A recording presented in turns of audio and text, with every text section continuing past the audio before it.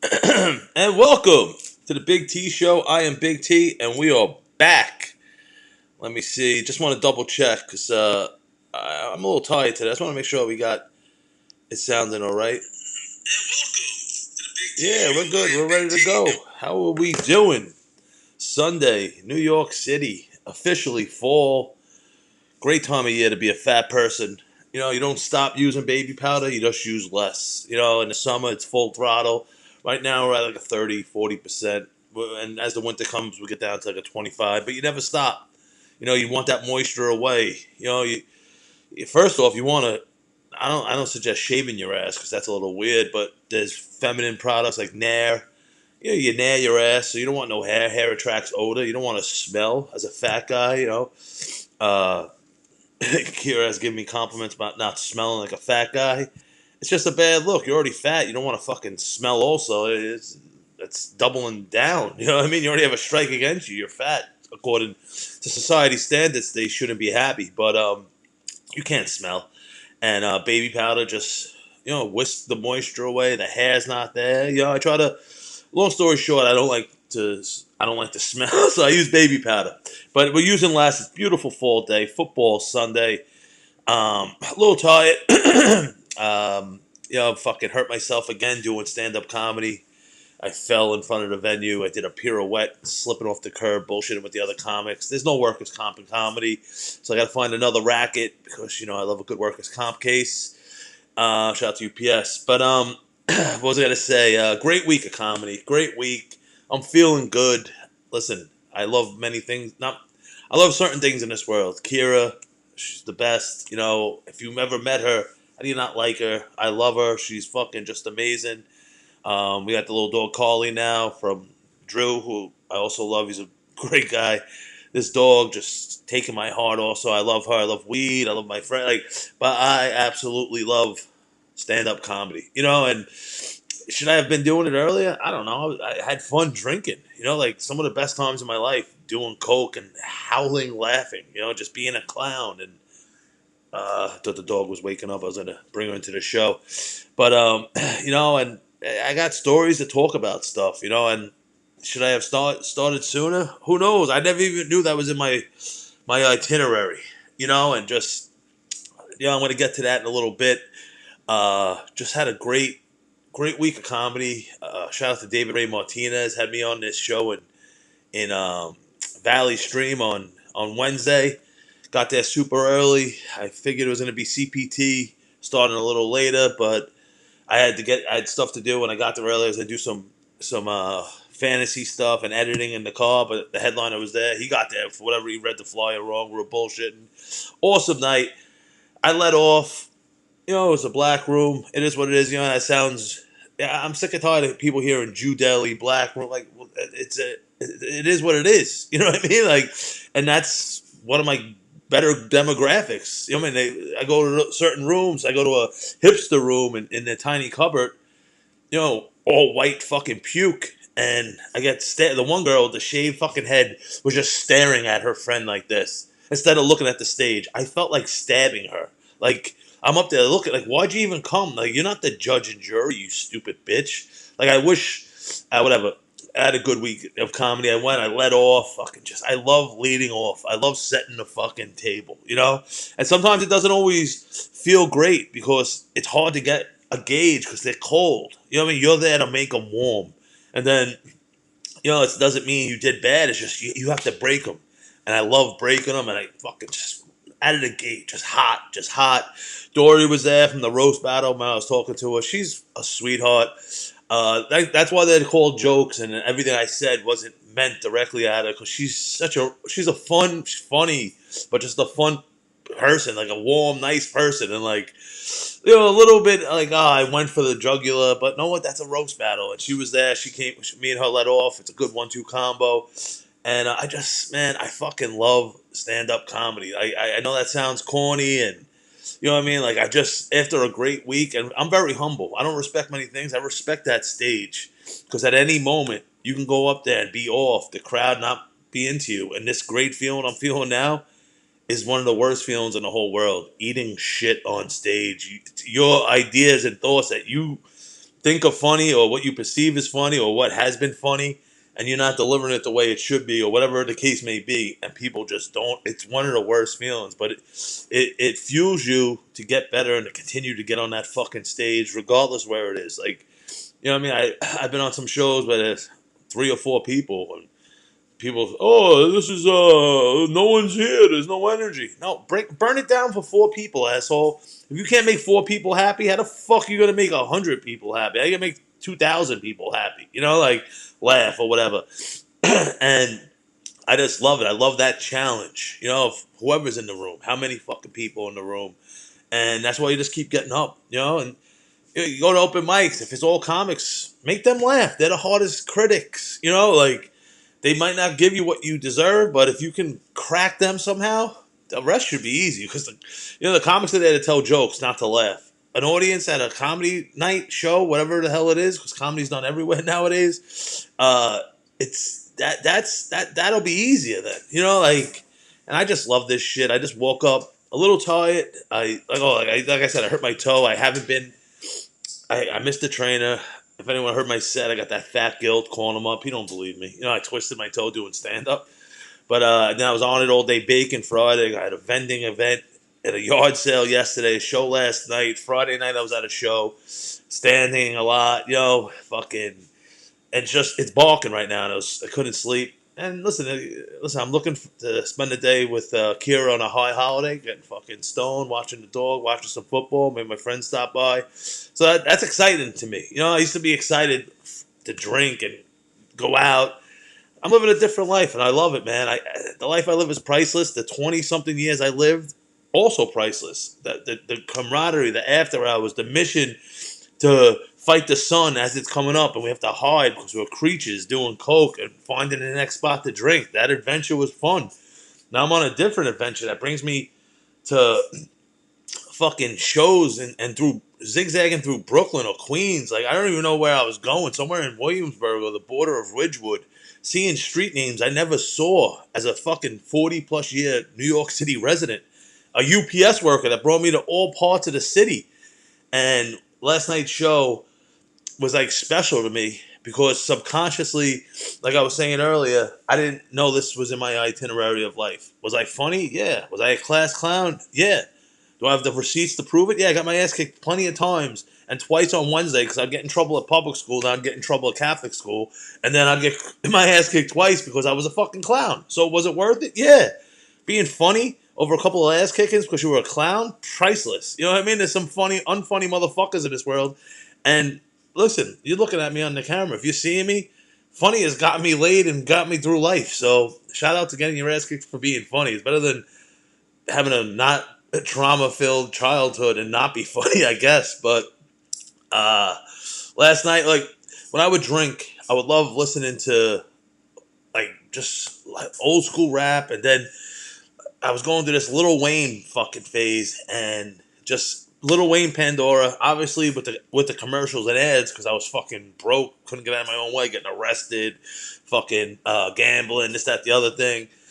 And I associated music with drinking. And, like, I don't even, like, me and Kara went to see Roger Waters recently, and, I was standing up, I was sitting down, it was nice, but, like, you go to a concert, people, like, think you're not having fun if you're sitting down. Like, I'm high, I don't like standing, I'm not hopping around, I'm not on coke, ecstasy, I'm not drinking, I'm not jacked up. Like, you can't enjoy, like, I don't know, I'd associate music with drinking, for whatever reason, and even back in the day when I was partying, and a handful of times when I wasn't drinking or when I was coming down, I think subconsciously I was probably some sort of depression or the brain toxicity from doing all these drugs and the highs of being on fire all weekend, jacked up, making people laugh, and then the come down of being by yourself in a fucking L-shaped studio apartment in a shitty building at One Beach 105, some of the worst years of my life. And when I would shower or whatever, I would always listen to Raw Comedy Attack Pandora.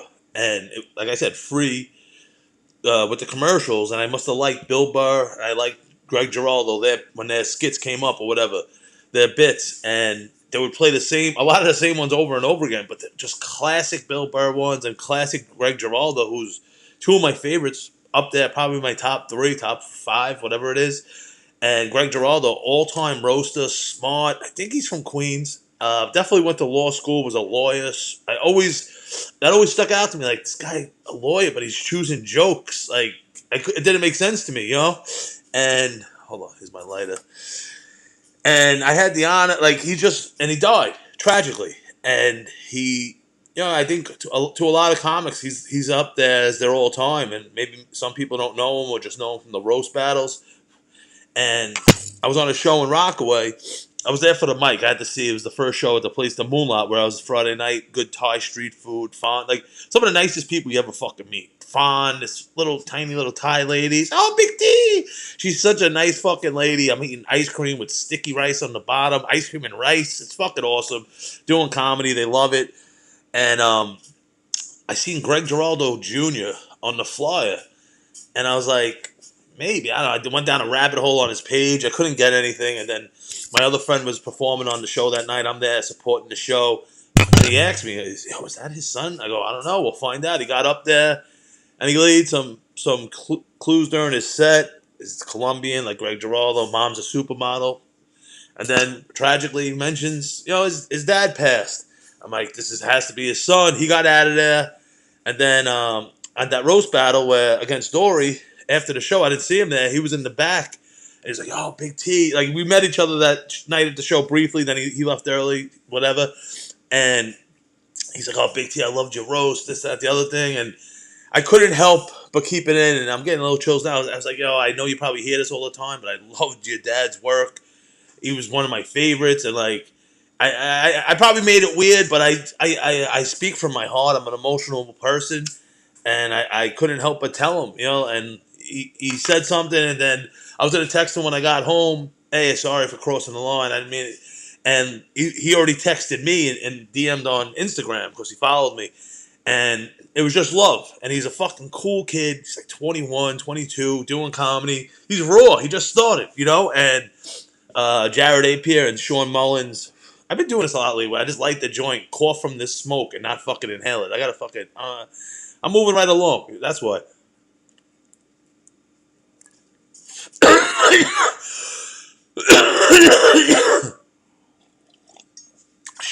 Jared Apier, and Sean Mullins, and they had a show, and I saw them. They had me on a bar show in the city. And I did good, humbly, respectfully to the stage. I had a really good set, and then Jared hit me up. He's like, oh, we have a show at this theater in a couple of weeks. Sherrod Smalls is headlining. Sherrod Smalls, a gentleman, hilarious. Used to be on VH1 all the time. Like, remember the 90s, those shows. He was on a show in Long Beach with Ryan Reese. I gave him a fucking Packwood blunt, some cookies. He's like, he was super cool, funny. And he's like, yo, he took my phone. He gave me his number. He's like, anytime you want a table at the cellar, hit me up, which is awesome. It's hard to get into the cellar. Not performing, just to see world-class comics, the place that I want to be one day, the creme de la creme in my book. He got the Comedy Store. That might have been one of the first places, if not the first.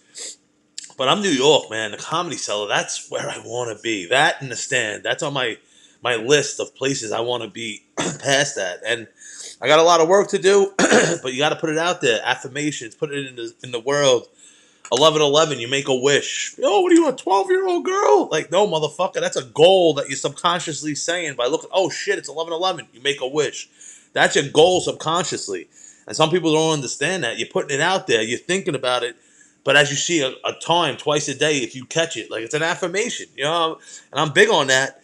And Sherrod Smalls headlining, and fucking at this place, in this theater, in this old building in Williamsburg, and it was just an awesome show. I went up, I did my thing, and they were so happy. He's like, oh, Big T, besides the headline, consensus, they fucking loved you there. Like, it was awesome. Fucking Greg Giraldo, his mom was there, who's his wife. I feel like so honored and special that I can be on someone who I looked up to subconsciously through the years, and seen on Roast Battle, and him, and I love him following in his dad's footsteps. Know how big, huge footsteps, and the kid's doing it, and like just hold this. It's just so cool to me that I'm able to be on the show and do good and work. I don't know. I don't know. I'm like a little lost for words of how special it was for me last night, and to fucking rock out like a motherfucker. Waking up today, I feel fucking absolutely great. I'm gonna take the day, hang out with Kira, maybe just take off tomorrow again because it's the high holidays. And I'm part Jew now, so we celebrate. And then get back on that horse Tuesday. I've been working some new stuff. It's hitting more Jewish material. You do what you know. And now I got the dog. I got some dog stuff about making the dog come from giving her belly rubs, and that happened recently. After I got a haircut, she has alopecia. She has hair here, her tail, and her privates, and her paws. They got a haircut. Now you can see her vagina. Got a new brush from there. I was rubbing on. She loves it. And I lift her up. I hold her in the air like this, and like she gets into a trance, like when you turn a shark upside down. And next thing you know, I see like something oozing from her pussy. I put her on the floor. I had to wipe it away. She's over there. I just wanted to make sure she didn't hear me talking about her on the air. But I love this fucking dog, and I love comedy, and just this moment. You know what I mean? This fucking, just Greg Giraldo Jr.'s show. Like, it's just an honor. I don't know. It might be corny to some, but this is fucking, it's awesome to me. And just rocking out, and like, even like there was another comic who I felt was being standoffish. And like, we're all in this like little hallway green room area. And he must have saw my set. Then afterwards, like when he got off, I'm like, yo, that was fucking hilarious. He killed it.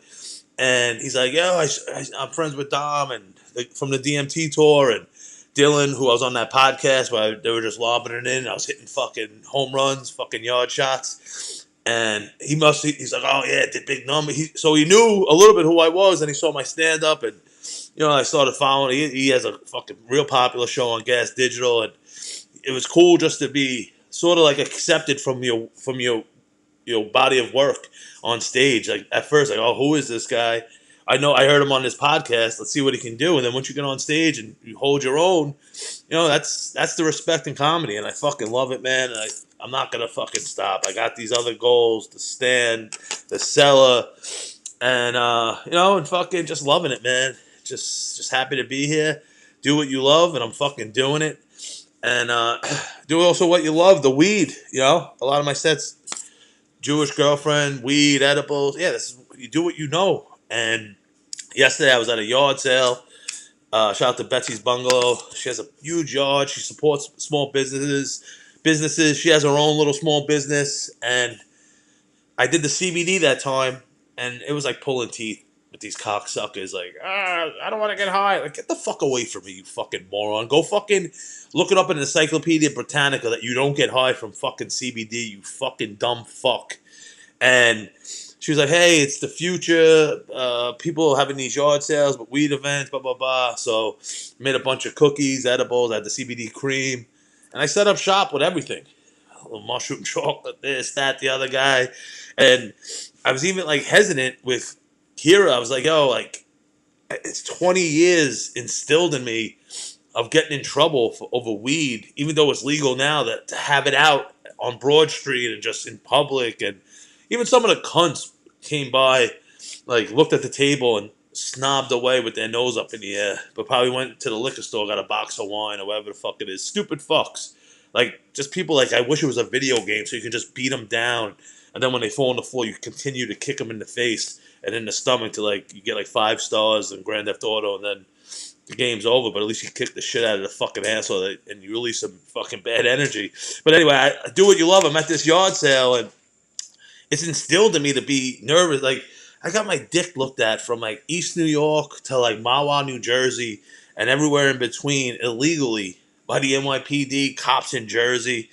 And like, I wish hindsight that I was just so happy that I was able to maneuver my way out of getting arrested or getting in longer trouble, because there was like weird, archaic weed laws, and them illegally searching me. I wish I got a fucking lawyer. Like, you can't just look at my like. I'm not like mincing words. Like, taking my pants and like pull your pants open and looking down for like me hiding weed by my dick, and like, you know what I mean, you're flaccid, so like it's embarrassing. Like, it's one thing to have a hard on. You don't want to show a cop your hard on, but like, hey, let me see your is any weed down there next to your little fucking pigtail? It's like, yo, it's like you violated my rights over some weed, and like now it's legal. I'm setting up a table in a yard, and like it's still a stigma in my head for whatever fucking reason. Like, even like I was telling the story. My friend, little RX-7, It was the 90s. We picked up this guy, PD Man in Broad Channel. They knew this spot on, in hindsight, Linden Boulevard on the other side of the L train by a little closer to Brownsville more than East New York. And it was just some like bunch of guys hanging out. This Rasta dude got a quarter pound of chocolate tie, and we're going. Now we're going up, I think, like Liberty Avenue, going back towards like Pennsylvania or the Conduit. And I'm looking in the mirror. I see like the policeman zigging in and out of traffic. I'm like, fuck, now we're going to get arrested. They pull us over, I believe, by Linden and Pennsylvania by that point, by the time they got to us. And they're in the bus stop, just like, yo, where is it? We seen you. We know that guy, blah, blah, blah. In the bus stop with all these, like, all the black ladies looking at us, looking down our pants, looking at our cocks, like, searching us illegally. And the RX-7 is a two-seater. The guy was in the back. You know what I mean? They couldn't find the weed. I'm like, what did he do with the weed? He told us when we got to the cell that it was like these like two speakers with leather on them. Like it was an older car. This is the 90s. He somehow pushed it down the speaker in a rip and up the side. A quarter pound of weed. I don't know how he hit it in that back seat so quick. But this guy, PD Man, he was like a fucking criminal. He knew what the fuck was going on. And the cop was like, know what? The sergeant came over. He's like, we know who sold it to you. We're going to go arrest him, and we'll fucking get him to say that he sold it, blah, blah, blah, because they couldn't find it. So they had us arrested in the police van, pulled over somewhere in East New York, waiting, and you hear him, oh, we finally got him. Oh, that's where he told us that how he hid it, because we're in the back. Like, what you do with it? Like, we're in the back of the van. So now we're driving to, like, the 7-5 precinct, cutting through. We're by another train now. Some kid comes up, he's like, yo, these guys just robbed me from my jacket with a gun. And it was like a rookie police officer, like, yo, you got to stop and help them. The law is if you have people arrested in your truck, you can't stop it. Like, because something else could happen. It's like a liability thing. And like, he's like, I can't help him. He just pulled off from a kid who just got robbed with a gun over searching us for some fucking weed. So now we're pulling into the back of the station. The Rasta guy that sold us the weeds there. And we see him. They like ripped up his carpet of his car. It was like a bag filled with like X amount of 20 bags. Like he had all them bagged up. And this is the 90s. Like it's legal now, but then it was treated like you had a fucking gun. It feels like. So now we're in the holding cells. They're fucking losing it. They're losing it. Because they can't find the weed. They saw us buy it. They can't find it. It's stuck up in the speaker in the back of the car. The kid did an amazing job hiding this fucking quarter pound. So now they're trying to strip search us. They go into the holding cell. And the guy's like, hold your balls up and cough. And I'm like, and he wanted me to spread my ass cheeks when I turned around. So I opened my ass cheeks so wide that this guy probably still tells his friends, like, he probably can describe my asshole. And like, I wanted this guy to be fucking, just terrorized by my asshole the rest of his fucking life. And they couldn't find it. One friend whose car it was losing his mind. He's like, they told me they're going to take my car. I'm like, yo, shut the fuck up. They got nothing on us, asshole. He had 2 ecstasy pills in this elephant keychain that you pull apart and he would hide them in there for whatever reason. And he's like, they told me they were going to take my car. It was my weed. I was not taking the bullet. We were getting out of there. They were trying to charge us with obstruction justice. You had nothing on us. And then 20 years later, after cops looking at my dick, looking at my asshole illegally, over some fucking weed. That, you know what I mean? Like, hey, could you come set up this table and sell weed in my yard? It's like, what a time to be alive. I'm doing comedy, what I love, selling medicine. You know what I mean? Like, fucking, there was a lady there giving fucking, I got a massage right in the yard under a tent. They wrapped me in blankets, work on my sciatic nerve, which has been fucking killing me because Kira got it, and that's contagious, allegedly. And she wants me to start making gallons of CBD lotion for her. They love the lotion. It's just fucking. Oh, let me cancel that. It's just a great time to be alive, man. And football Sunday. I just wanted to gush. If that's even the word, about the great week I had. Comedy. I got an amazing girl at home. We're watching a dog. I love this dog. I was working out till I got this toe injury. I got to call him up. I probably can't make it tomorrow. And just happy to be here, and even with, next week, by the time we record next week, what's his name? Mike Florio from the Meetup Grill having a hamburger eating contest. My friend first asked me to do it because they're working together, have a venue down here in Rockaway. They opened another one. it was at the end of that fucking stupid mermaid parade, and I was like, I didn't want to go there because they're all fucking, like people that can't be good people on land, but think they're gonna fucking be good fucking sea people. And thank God it wasn't for that after that fucking shitty fucking stupid fucking parade. And it's next Saturday. They're blocking off 116th. It's a health thing that I have to say is a health thing to promote healthy food. But they're having a hamburger eating contest. So next year they make it a food event. Long story short, I'm entering this hamburger eating contest. I'm gonna document it. I'm gonna eat. I'm gonna 2 hours before, maybe hour and a half ish before. I'm gonna eat 500 milligrams minimum of some gummies, performance enhancing drugs, and I'm gonna listen next Sunday. Hopefully, you're talking to a champion again, getting paid to win this fucking hamburger eating contest. But you never know. We'll see what's out there, the competition.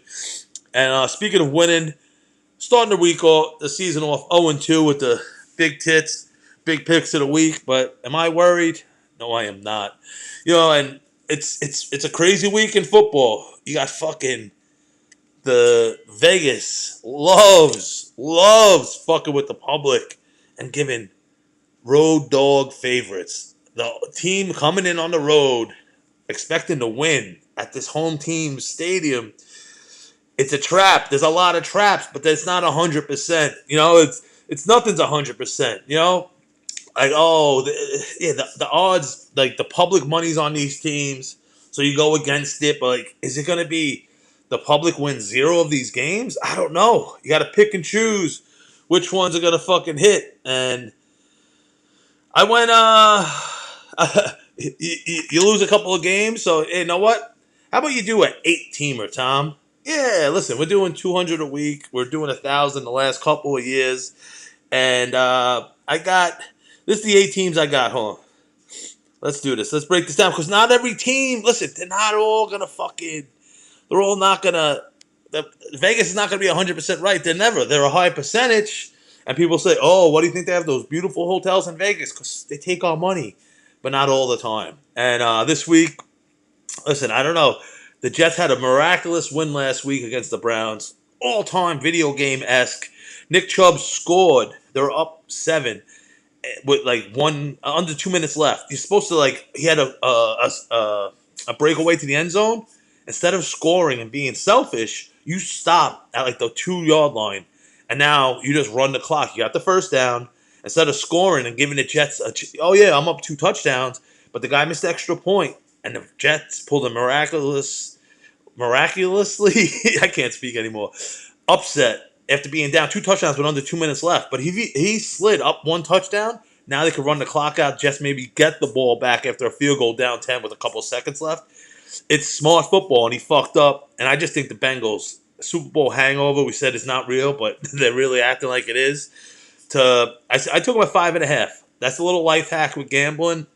God forbid it goes to overtime and they score. Now that's 6 points. They don't kick the extra point. So 5.5 is the lowest, the highest I would go with that one. I also went over alternate total in the Vikings-Lions game, over 42.5. In my fantasy league, I'm 2-0. I'm in on Jared Goff. I'm in on Swift. I have Char on my bench. I really like this Lions team. And I also have Dalvin Cook, anytime touchdown score in the same game. He's on my fantasy team. That was my number 1 pick. Over 42.5. Dalvin Cook, anytime touchdown score. Oh, also in the Bengals game, Joe Mixon, anytime touchdown score for a bounce back game for the Bengals. This might be a trap game, people are saying. After another sick comeback by the fucking Dolphins against the Ravens, Tua went for like 500 yards, something absurd. But the Ravens look good. The second half collapse. You tighten that up. They're a good team. The Patriots look putrid. And I like the Baltimore. Listen, I'm not falling for this trap game. Ravens money lines 2.5. Just take a money line. Another trap game that's gonna probably hurt a lot of teams. Like 90-something% of the money's on the Chiefs. Last time I switched it up. I took my Swift and Gibson out of the parlay and I put in fucking the MVP, the running back title holder last year, Taylor. And they got shut out last week. Well, I'm taking the Chiefs minus 2.5. Bounce back game at home for the Colts. 2.5. The Chiefs should win by a field goal. Another one that I was shying away from, but they just because they're injury, but they look so good. And I think the Dolphins, people expected the Dolphins to be. They remember the second half of the last week's game. They didn't see him only scoring 20 against New England, who's not that good this year. They didn't see him losing by double digits to the Baltimore Ravens. And I'm taking the Bills money line. And my final pick, the Rams. They look good. They don't look great, but you know what? The Cardinals. Last week was a miraculous week of comeback wins, and Kyler Murray, like a fantasy, a video game, running around the backfield, doing all this shit. It's not going to work against the Rams. You got Aaron Donald. You have Ramsey in the secondary, and I think -2.5. I got a money line. It's just not no respect. It's giving no respect to the Rams. I think the Rams just rout them. So that's 8-teamer because I'm a fucking maniac. 200 pays 5,200. This hits. I could lose the rest of the year, and we had a successful year with the big tits, big picks of the week. I know 8's a lot. It's more like a 6 with 2 guys scoring on 2 of the teams I like. And so let's go over that again. Bengals, 5.5. Joe Mixon, anytime scorer. Over 42.5 in the Vikings game with Dalvin Cook, anytime scorer. Ravens, money line. Chiefs, -2.5. Bills, money line. And Rams, money line. 200 pays 5,200. Those are the big tits, big tits, big picks of the week. And listen, if these don't hit, next week's another week. That's the beauty of a parlay. You hit once, it makes up for all your losses. So listen, we're going to keep staying down, head down, grinding, reading reports, listening to fantasy. And we're going to get this right. We're going to win you some money this year. Am I worried that we're starting 0 for 2? No, we're 2-0 in fantasy. Life's good. Comedy's going good. I have a beautiful girlfriend. We adopted a dog. Fucking licking herself on the couch. And stay tuned on the THC TV. We're gonna have a nice Halloween episode because she's been wearing a shark costume. This little dog, she's the best. I'm gonna dress up as a shark, be the daddy shark, and she loves CBD. This dog, and we're gonna do a THC TV Halloween episode with the dog on the counter, and I'm gonna make CBD dog treats. If you're a dog lover, you want to try them, let me know. CBD really helps these fucking dogs. They need it for whatever reason. They're scared, but this dog's the best. And I can't believe I have a dog, But listen, there's been another episode of the Big T Show. Sorry, I got a little just deep in my love of comedy, but it's just really coming out of me today, and I fucking love it, and I can't wait to see what the future holds because I'm gonna keep fucking grinding. I have so much more to talk about, and I just want to keep getting better and better. But listen, there's been another episode of the Big T Show. Remember, be the person you are when you're high. See you next week. Later.